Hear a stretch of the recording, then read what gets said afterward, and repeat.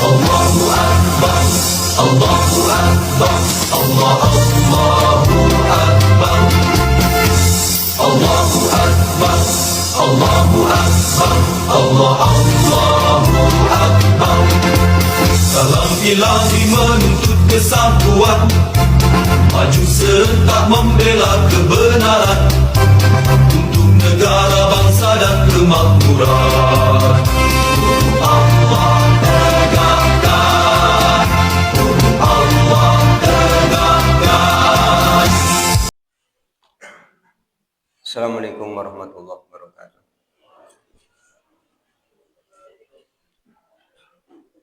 Innal hamdalillah nahmaduhu wa nasta'inuhu wa nastaghfiruh wa na'udzu billahi min shururi anfusina wa min sayyiati a'malina may yahdihillahu fala mudilla lahu wa may yudlilhu fala hadiya lahu. Asyhadu an la ilaha illallah wahdahu la syarika lahu wa anna Muhammadan abduhu wa rasuluh.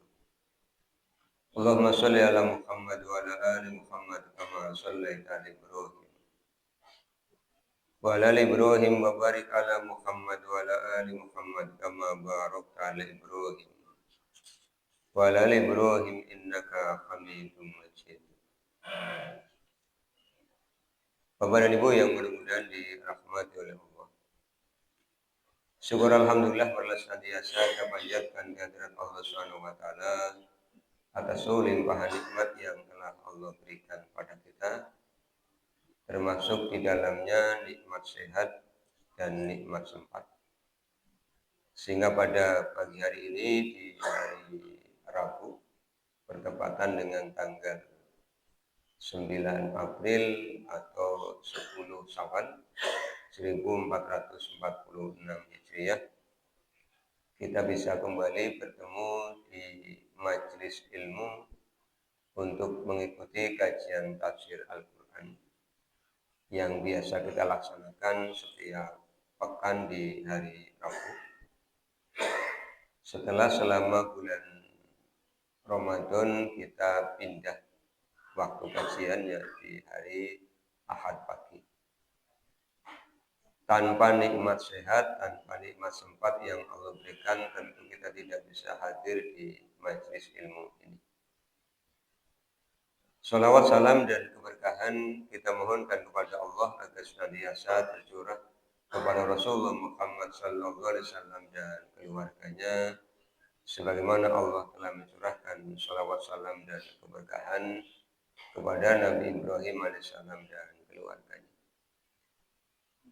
Bapak dan Ibu yang mudah-mudahan dirahmati oleh Allah, sebelum masuk ke kajian tafsir Al-Quran yang pada pagi hari ini, kita sudah mulai memasuki Al-Quran surah Ali Imran.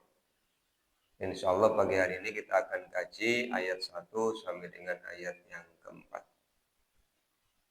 Sekedar mengingatkan saja bagi Bapak Ibu yang belum berkesempatan untuk melaksanakan saum sunnah 6 hari di bulan Syawal, masih ada sekitar 19 atau 20 hari ke depan. Bagi yang sudah selesai, selamat, sudah menyelesaikannya. Bagi yang belum, masih ada kesempatan. Kemudian yang kedua, untuk Bapak Ibu yang hari ini tidak hadir, barangkali sedang Allah berikan perhatian berupa rasa sakit, kita doakan agar Allah SWT segera memberikan kesembuhan, menjadikan sakitnya sebagai sebab mendapatkan pahala sabar, dan menyebabkan istirahatnya menjadi wasilah untuk mendekatkan diri kepada Allah SWT. Dan bagi yang belum hadir dan ada kepentingan, kita bermohon kepada Allah, semoga Allah SWT senantiasa memudahkan segala urusannya dan memberkahi, memberikan kebaikan-kebaikan untuknya. Kita membiasakan diri untuk tidak berburuk sangka, Bapak dan Ibu, kepada siapapun. Kita mulai kepada kajian tafsir Al-Quran surah Ali Imran. Ali Imran itu artinya adalah keluarga Imran. tentang siapa Imron nanti kita akan kaji setelah tafsirnya memasuki ayat ke-33. Nanti akan kaji siapa Ali Imron yang namanya kemudian diabadikan oleh Allah menjadi salah satu nama dari surah di dalam Al-Quran. Jumlah ayat dari Al-Quran surah Ali Imran ada 200 ayat. Artinya Al-Quran surah Ali Imran ini termasuk satu di antara 7 surah-surah yang panjang. Yang paling panjang sudah kita selesai kajiannya, Al-Quran surah Al-Baqarah. Surah yang kedua.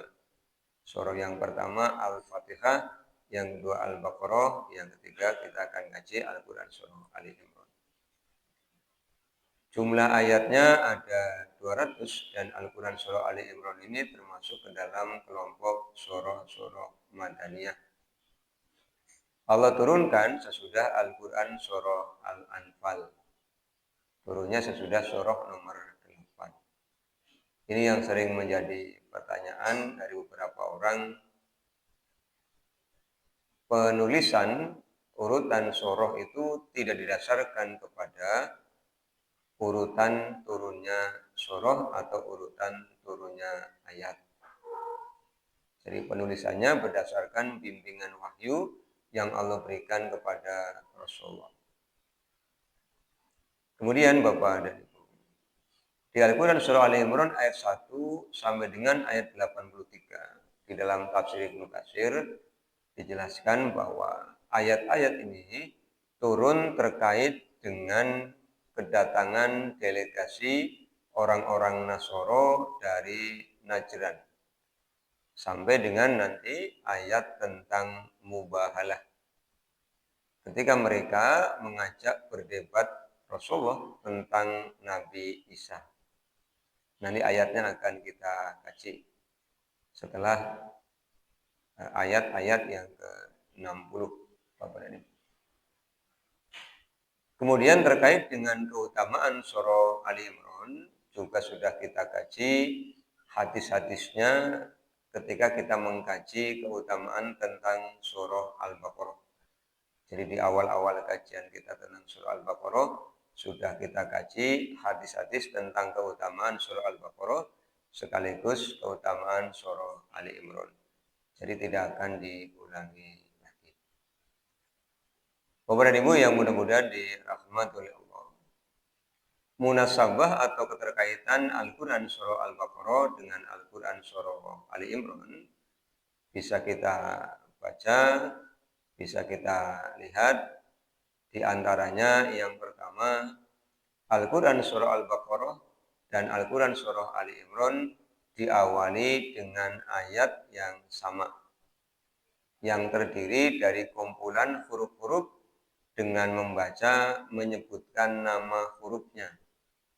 Al-Baqarah diawali dengan 3 huruf, alif, lam, dan mim. Ali Imran juga sama, alif, lam, dan mim.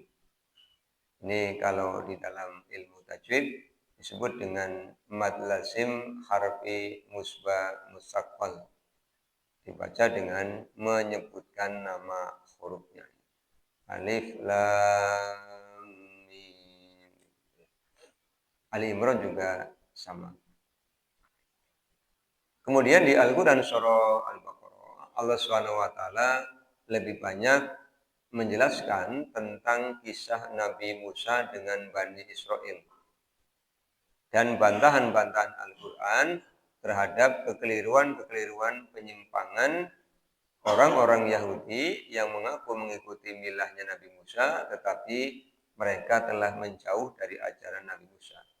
Al-Quran menyampaikan koreksi-koreksi. Kalau dalam Al-Quran surah Ali Imran, nanti kita akan kaji, lebih banyak menceritakan tentang Nabi Isa dengan Bani Israel.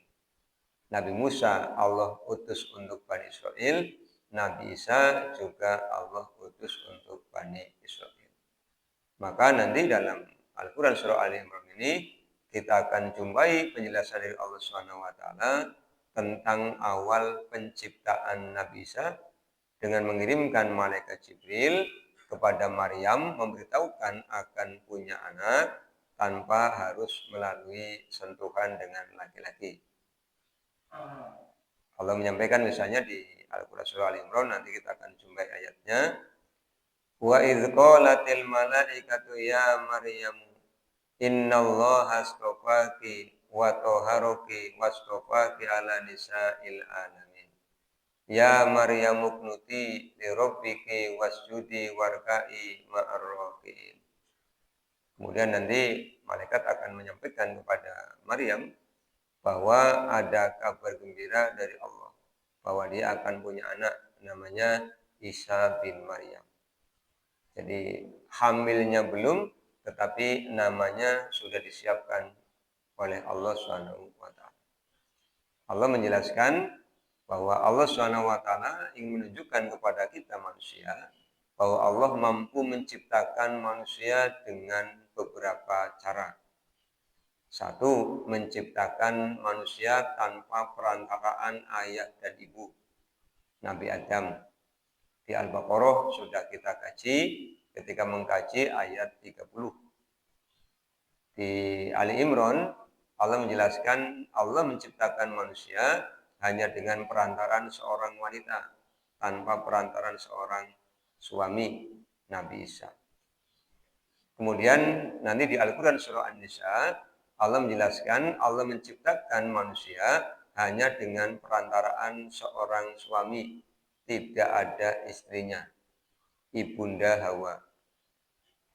Nah, di Al-Quran Surah At-Tariq, Allah menjelaskan, di Al-Quran Surah Al-Hujurat, Allah menjelaskan, Allah menciptakan manusia dengan perantaraan laki-laki dan perempuan. Jadi lengkap.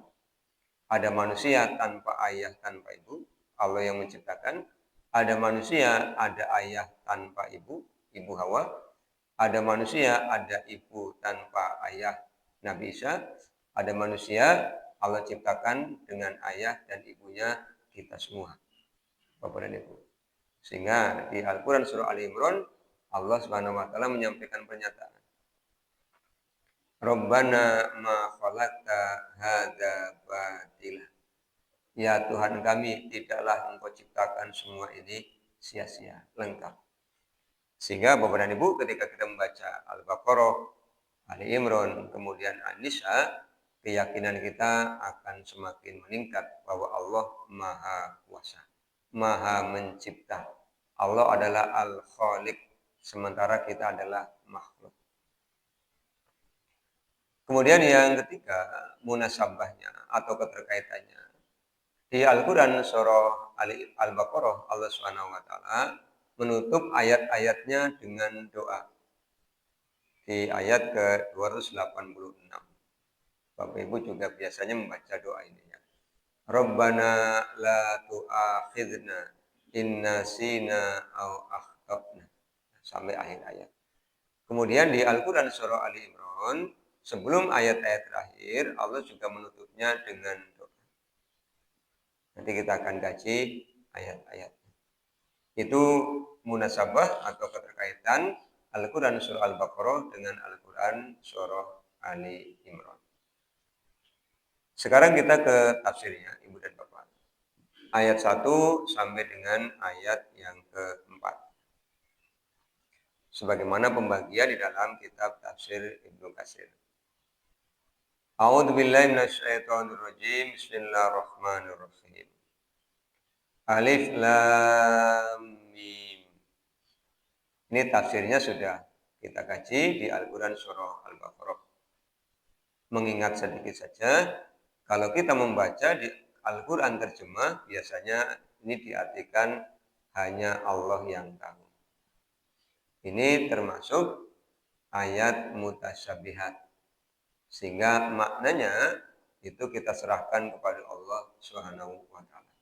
Bapak dan Ibu tidak usah memusingkan diri mikiri alif lam mim aslinya artinya apa. Kalau Allah tidak menjelaskan ya kita mencukupkan diri. Ada beberapa surah di dalam Al-Quran yang diawali dengan kumpulan huruf-huruf ini. Ada alif, lam, dan ro. Ada yang satu huruf, Nun itu kan 1 huruf. Ada yang 3 huruf, ada alif lam. Ada yang 4 huruf, alif lam mim shad. Al-Quran surah Al-A'raf. Ada yang lebih dari 4 huruf, surah Maryam, kaf ha ya ain shad. Itu kalau kita membaca ayat-ayat itu cukup menyerahkan kepada Allah. Jadi ada banyak hal yang bisa kita pelajari dari Al-Quran, banyak makna yang kita dapatkan. Jadi ketika Allah tidak menjelaskan, kita mencukupkan diri. Ya, jangan membuang pikiran, membuang waktu, membuang tenaga. Jangan sampai pulang dari masjid ini mikir alif lam mim apa ya alif lam. Nanti malah fokusnya jadi hilang. Kita ke ayat yang kedua. Allahu la ilaha illa huwal hayyul qayyum.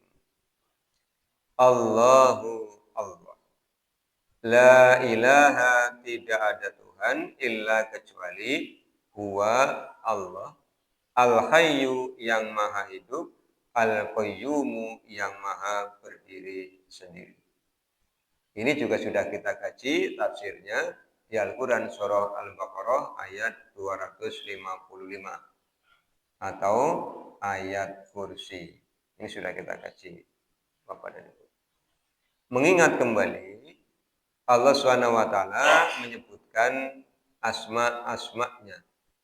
Di sini ada 3 asma yang Allah sebutkan untuk dirinya. Yang pertama Allah. Jadi kalau ada pertanyaan, siapa yang memberikan nama Allah? Ya Allah. Allah memberikan nama untuk dirinya adalah Allah. Bisa dibaca di Al-Quran surah Toha ayat yang ke-14.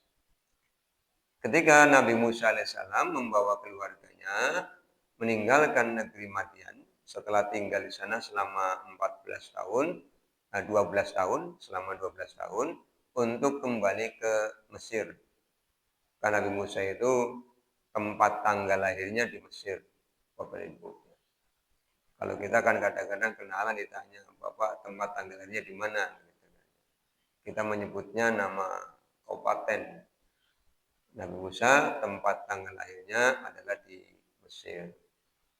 Kemudian dia terlibat perselisihan dengan orang Kipti, meninggalkan Mesir sampai ke negeri Madian, bertemu dengan putrinya Nabi Shu'aib. Kemudian oleh Nabi Shu'aib dinikahkan dengan salah seorang putrinya Nabi Shu'aib dengan mas kawin angon kambing. Mas kawinnya bukan harta tapi jasa. Angon kambing 10 tambah 2 tahun, 12 tahun. Coba kalau dibayar sebulan 1 juta misalnya, 12 tahun berarti 144 juta. Itu kan mas kawin yang sangat besar. Kalau setahun sebulan 3 juta lebih besar lagi. Ya. Setelah itu kemudian Nabi Musa merasa rindu dengan keluarganya di Mesir. Kemudian beliau kembali ke Mesir membawa keluarganya.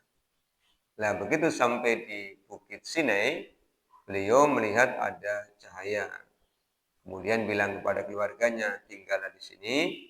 Barangkali di sana ada api, mau diambil untuk menyalakan kayu bakar sehingga bisa menghangatkan badan atau untuk mendapatkan petunjuk. Kemudian Nabi Musa diajak bercakap-cakap oleh Allah. Sehingga Allah menyebutkan wa kallamallahu Musa taklima. Nabi Musa termasuk di antara nabi yang Allah ajak bercakap-cakap. Kemudian Allah memperkenalkan dirinya kepada Nabi Musa. Innani anallahu la ilaha illa ana. Alhamdulillah. Innani anallahu la ilaha illa ana. Jadi Allah menyampaikan, innani sesungguhnya aku, kata Allah, ana aku Allah. Jadi Allah yang menyebutkan nama Allah untuk dirinya. Kemudian Allah SWT menegaskan kepada Nabi Musa dan kepada seluruh Nabi dan Rasul yang Allah utus dengan kalimat di Al-Quran surah Toha tadi, La ilaha illa ana, kata Allah. Tidak ada Tuhan kecuali Allah. Maka setiap Nabi dan Rasul pasti menyeru kaumnya untuk mengajak mereka kepada kalimat tauhid. Termasuk Rasulullah oleh Allah SWT diperintahkan hal yang sama. Sehingga nanti di Al-Quran surah Ali Imran kita akan ketemu dengan ayat yang memberikan perintah pada Rasulullah untuk menyeru ahli kitab. Kata Allah, Qul ya ahlal kitabi ta'alau ila kalimatin sawa'in bainana wa bainakum. Ini kalimat yang sama. Apa kalimat yang sama itu? La ilaha illallah. Tidak ada Tuhan kecuali Allah. Jadi sejak Nabi Adam sampai dengan Nabi Muhammad itu ajarannya sama. Mengajak manusia untuk menyembah Allah. Kemudian Allah SWT di ayat yang kedua dari Al-Quran surah Ali Imran juga menyebutkan asma-asma yang lain. Selain menyebutkan Allah, Allah menyebutkan asma Al-Hayyu. Di tafsir Al-Quran surah Al-Baqarah 255 kita sudah kaji makna Al-Hayyu, yang maha hidup. Artinya ketika Allah menyebutkan dirinya yang maha hidup, itu berbeda dengan makhluk. Kalau makhluk itu oleh Allah disebutkan di Al-Quran surah Ar-Rahman ayat 26-27, itu pasti mengalami kebinasaan. Kullu man 'alaiha fanin wa yabqa wajhu rabbika dzul jalali wal ikram. Jadi semua yang Allah ciptakan, semua makhluk itu fanin, fana, akan mengalami kebinasaan. Hanya Allah yang maha hidup, hanya Allah yang maha kekal. Maka hanya Allah yang kita sembah, Bapak dan Ibu. Yang lain jangan. Karena yang lain pasti akan mengalami kebinasaan. Bersandarlah kepada Allah. Kalau bahasa anak muda itu, jenengan punya backingnya siapa? Allah. Jangan makhluk.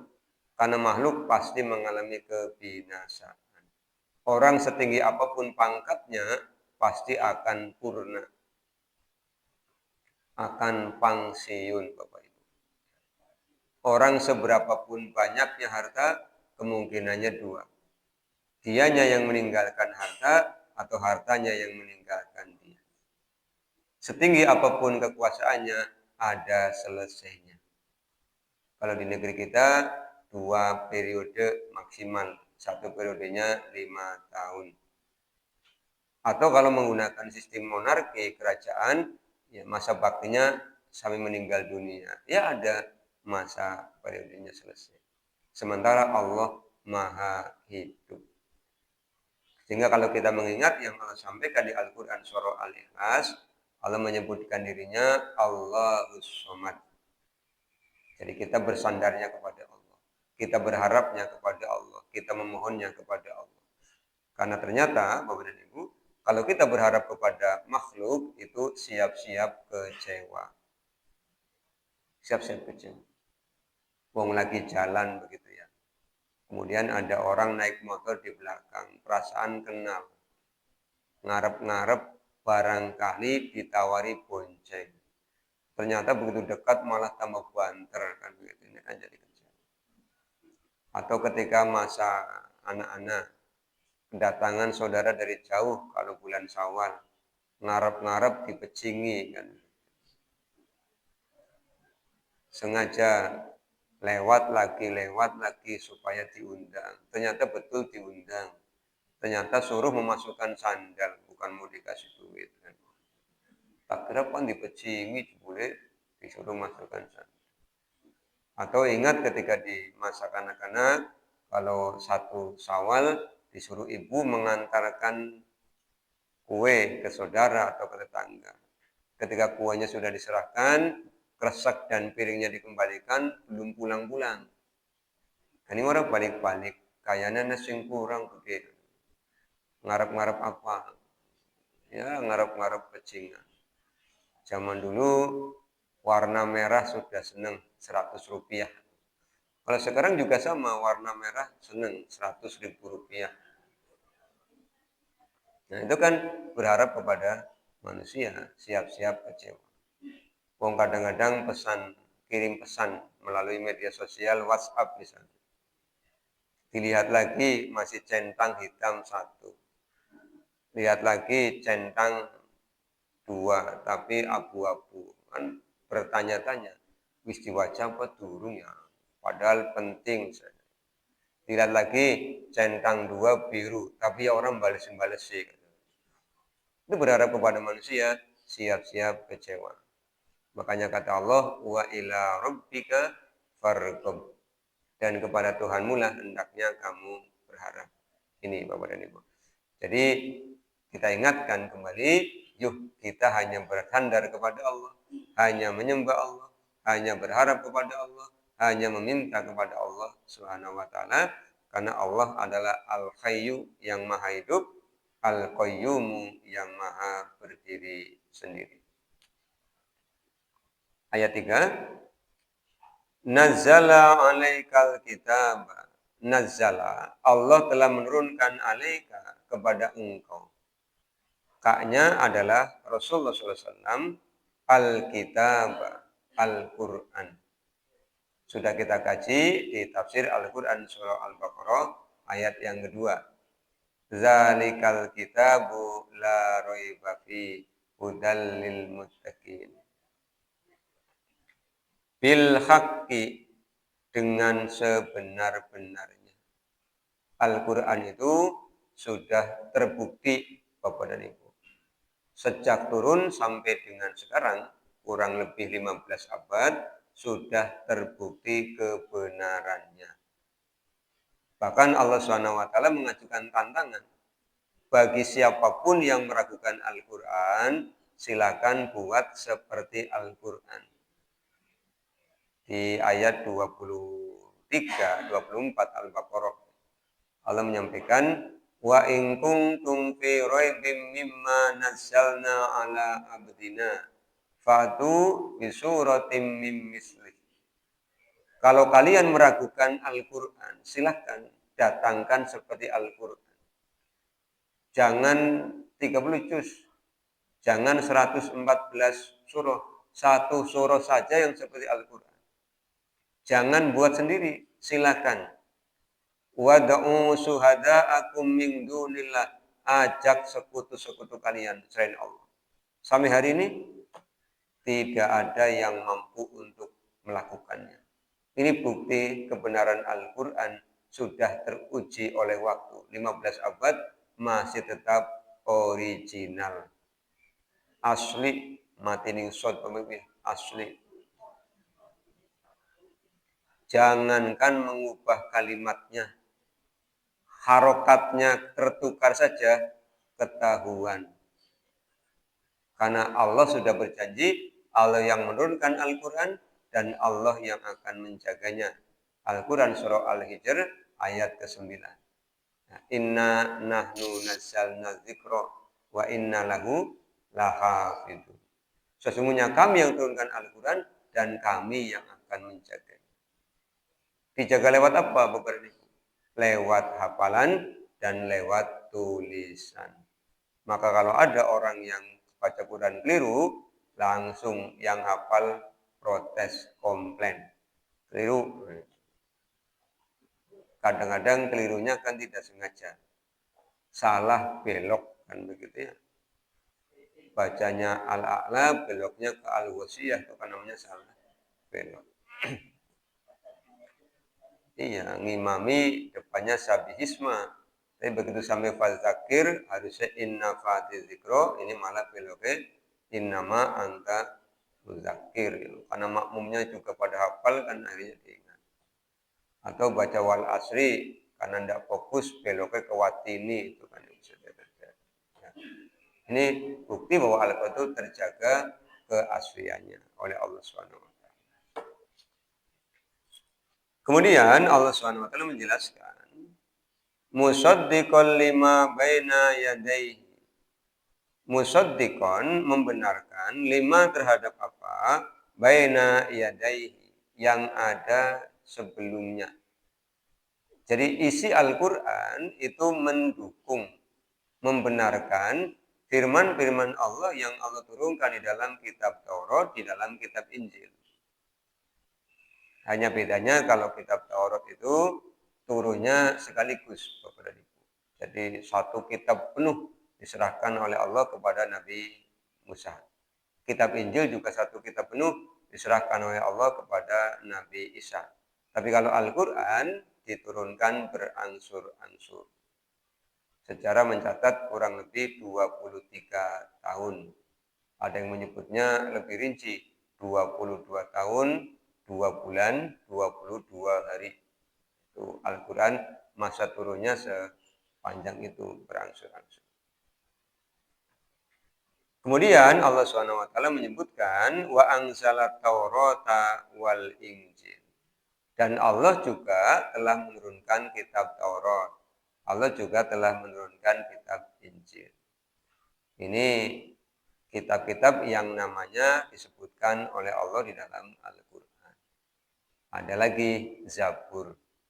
Kalau Taurat itu diturunkan kepada Nabi Musa untuk Bani Israel, Injil diturunkan kepada Nabi Isa untuk Bani Israel, Zabur diturunkan kepada Nabi Daud untuk Bani Israel.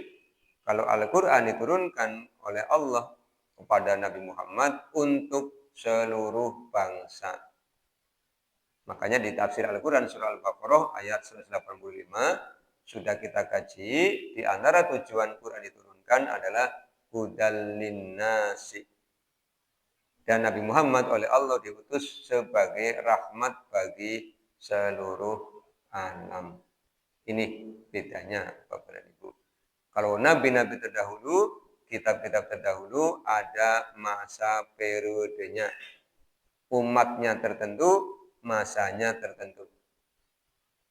Tapi kalau Rasulullah sampai akhir zaman. Karena Allah mengutus Rasulullah sebagai nabi dan rasul terakhir. La rasula wala nabiyya ba'dah. Sehingga disebut dengan khatamul anbiya wal mursalin. Penutupnya para nabi dan para rasul. Ayat yang ke-4 Bapak Ibu ya. Tadi 3 sudah.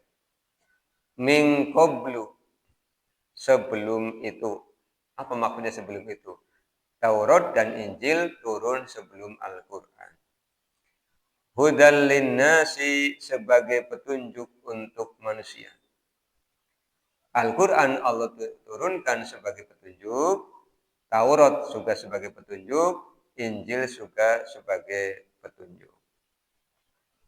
Wa anzalal furqan, dan Allah turunkan Al-Furqan. Al-Quran itu Allah turunkan sebagai pembeda. Maka ketika Al-Quran turun, ada orang yang menyambutnya. Datang, kemudian dia menerima. Maka orang ini mendapat predikat Muslim sebagai identitas. Kalau lahir batinnya sama, meningkat menjadi mukmin. Ada orang yang lahiriahnya itu Muslim, tapi batiniahnya kafir. Oleh Allah disebut dengan munafik. Kalau gambarkan di Al-Baqarah ada ayatnya, di Ali Imran ada ayatnya, di An-Nisa juga ada ayatnya. Yukhadi'unallaha walladzina amanu wa ma yahda'una illa anfusahum wa ma yash'urun. Ini ada orang tipe itu.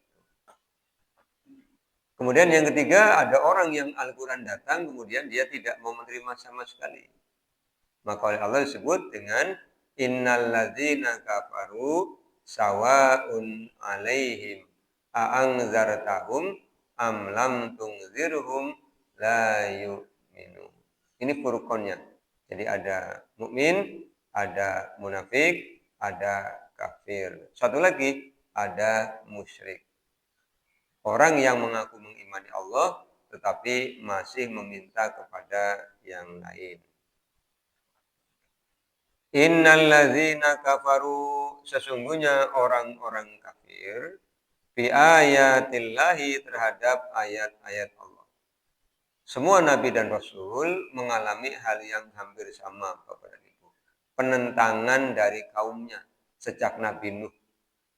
Nabi Nuh dakwah ditentang oleh kaumnya. Maka orang-orang yang menentang para nabi dan rasul oleh Allah disebut sebagai kafaru. Umat-umat terdahulu ketika mereka menentang sampai kemudian nabinya meminta kepada Allah, Allah turunkan siksaan kepada mereka. Umatnya Nabi Nuh itu dihukum dengan banjir. Umatnya Nabi Hud dihukum dengan dikirimi angin selama 8 hari 7 malam. Umatnya Nabi Su'aib dikirimi gempa. Umatnya Nabi Lut dihujani dengan hujan batu. Ini orang-orang yang menolak dakwahnya para nabi dan para rasul. Sehingga oleh Allah disampaikan, lahum, untuk mereka, azabun syadidun, ada siksaan yang sangat keras. Jadi diancam dengan siksaan yang sangat keras. Wallahu, dan Allah, azizun, maha perkasa. Artinya menimpakan siksaan itu bagi Allah mudah. Dan Allah tidak pernah takut akan akibatnya. Tetapi Allah SWT tidak akan mendatangkan siksaan sebelum mengirim para nabi dan para rasul. Lah khusus untuk umatnya Rasulullah, siksaan dunianya ditangguhkan. Karena Rasulullah meminta kepada Allah agar umat ini tidak disiksa di dunia. Maka sejak Rasulullah ada sampai dengan sekarang, Allah tidak timpakan siksaan, ditangguhkan nanti. Siksaannya langsung di akhirat. Ini Allah menyebut dirinya Allah Maha Perkasa. Zuntikom. Allah pemilik pembalasan, pemilik siksaan. Bapak dan Ibu yang mudah-mudahan dirahmati Allah, ayat 1 sampai dengan ayat 4 mengingatkan kembali kepada kita tentang pokok-pokok keimanan kepada Allah Subhanahu wa taala, dan bagian dari keimanan adalah mengimani kitab-kitab Allah. Di kajian pertama pada pagi hari ini kita cukupkan, Bapak Ibu. Nanti kalau ada pertanyaan bisa disimpan dan diajukan pada kajian Jumat malam 1, insya Allah, di kajian kitab Sahih Al-Bukhari. Akhirnya, marilah kita tutup dengan bersama membaca doa kafaratul majlis. Subhanakallahumma wa bihamdika asyhadu an la ilaha illa anta astaghfiruka wa atubu ilaika. Assalamualaikum warahmatullahi wabarakatuh.